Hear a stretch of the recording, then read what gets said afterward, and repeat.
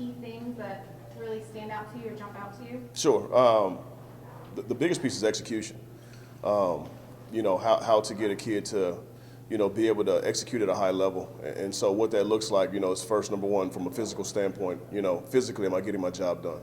The second piece is the mental piece. Does the kid understand the intent, of a play? Is he, putting himself or his body rather in position to, maintain leverage or, move a defender, so that we can, run the football or protect the quarterback and those things. You know what I mean? So, explosive movements. I mean, there's so many different aspects. I could go on for days about it. You know what I mean in terms of what you look for. The biggest things I think that apply to successful offensive line play, is toughness, it's grit, it's guys that truly love the position. It's a selfless position. It's something that you have to be willing to give more of yourself. You have to be able to pour into a unit. It's not a position that you're going to get a bunch of individual glory or accolades. It's something to me that, when you're recognized as a group. And what I tell my guys on a daily basis, the greatest compliment that you can receive as an offensive lineman is that you play hard, and so that's our standard. Our spring campaign will be based on effort. We want to be the hardest playing guys on the field, anytime people take a look at us.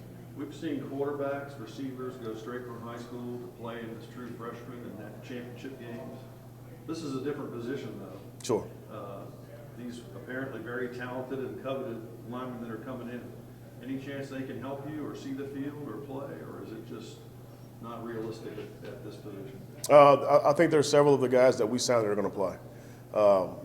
I think we did a good job, as a staff of, number one, targeting the right guys and, bringing some guys in that physically do have ability to help us.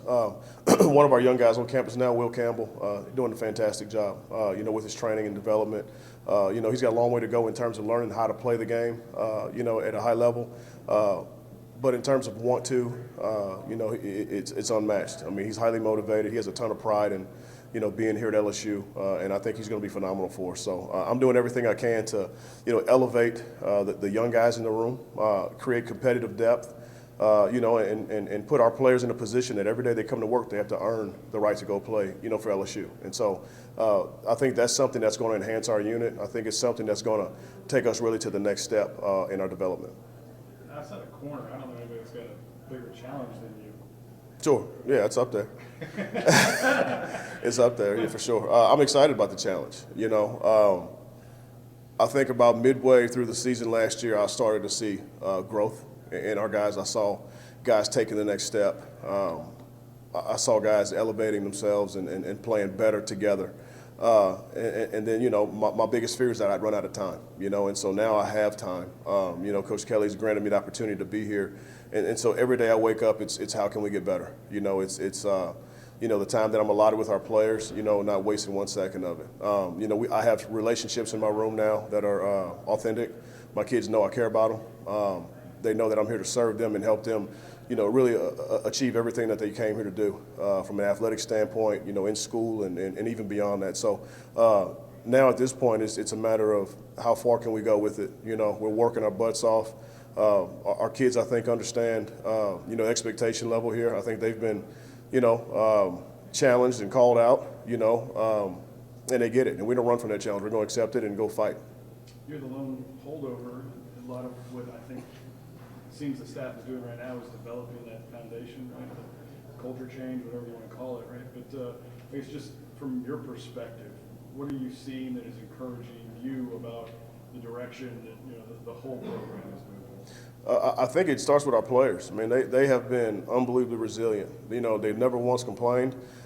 In fact, I think they've embraced, just a new challenge. Turning the page, a new set of coaches, new expectations, new processes, different ways of doing things. And really, it's not something that's uncommon in football.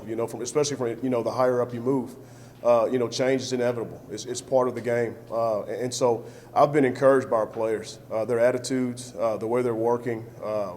Everything that Coach Kelly is putting in place for our guys are things that are going to benefit them, not only in football, but really even beyond. And I'm excited about the things that Coach Kelly emphasizes for our players. Number one, academics, is huge. The emphasis that he's placing on, our guys, being high achievers in the classroom, the kids have risen to the challenge. I mean, you're seeing, significant growth in that area, and that's something that doesn't get talked about. You know what I mean? But as a coach, it's impactful. You see it, and it's why these guys come to school here. The second piece is you see gains in the weight room. You're seeing these kids' bodies change. They're getting bigger. They're getting faster. Some guys are leaning out. And so it's exciting. The kids have given me so much encouragement for really how far this thing can go. 2 more questions. How sincere, I mean, obviously it is sincere, but tell me how sincere is the thought process of graduating and stuff? Because obviously coaches are hired and fired by how many games you win at that stadium, and some people may say, well, it doesn't matter if you graduate or not. But obviously you brought it up several times. It's something he wants to be done here. Sure. From Coach Kelly's standpoint, it's not words. It's not a slogan. It's not just a statement. It's who we are. It's our main focus. Graduating champions. It's what you'll hear. Our message to our players, while they're here. I think a lot of kids in recruiting, there's a lot of bad information out there in terms of the NFL and what it looks like for kids, and people, thinking that by choosing, whatever university they're going to go, seal their fortune by playing there for 3 years and then being a first-round draft pick. And I think there's a ton of I think it's bad. It's dangerous, for a lot of young kids, because there's some kids that don't understand it, and so they don't fully invest their time or effort into, number one, obtaining a valuable education. I think number two, networking, building their brand, and so it's a shame. I've seen it. I've seen it, at different places in my travels, and it's unfortunate. Here that's not going to be the standard. We're going to hold our kids accountable. The expectation is that they graduate, is that they not only graduate but have a future beyond college and beyond football. Whenever their time is up playing football, they need to be able to step into a career of their choice where they can go out and continue to be passionate. So I'm fully supportive of how we're doing it here with Coach Kelly. I think that, that should be a huge selling point for why people come to LSU. Right, this may be nothing, you can tell me if it is, but I think for the first time that I can remember, there's it's not a majority because I just counted, but there's 6 black assistant coaches, 6 white coaches on staff. And I think, none of them are coordinators yet, but obviously you had your opportunity as a head coach. Is that important? Do you feel like that things are getting better in that area?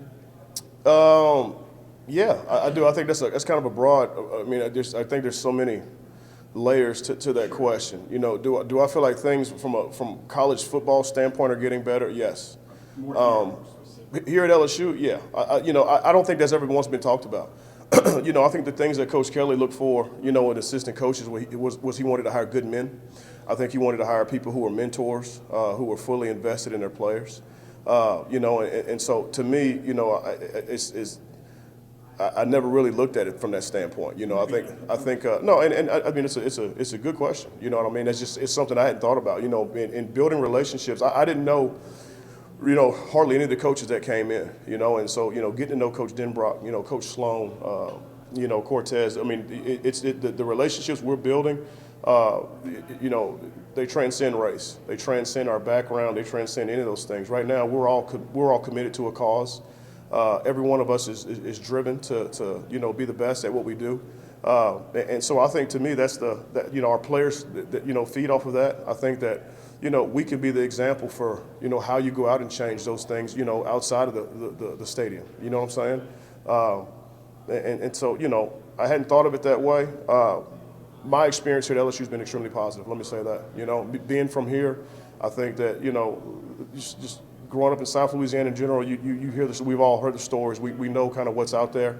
I think that we've been incredibly progressive. I think LSU's been incredibly intentional about making waves and being, outspoken about, racial equity. And I'm proud to be a part of that. I'm glad that the opportunity they gave me. I hope that in some form or fashion I could, carry the torch and maybe continue to advance that. You bet. Thank you. All good? Yep. Thank y'all.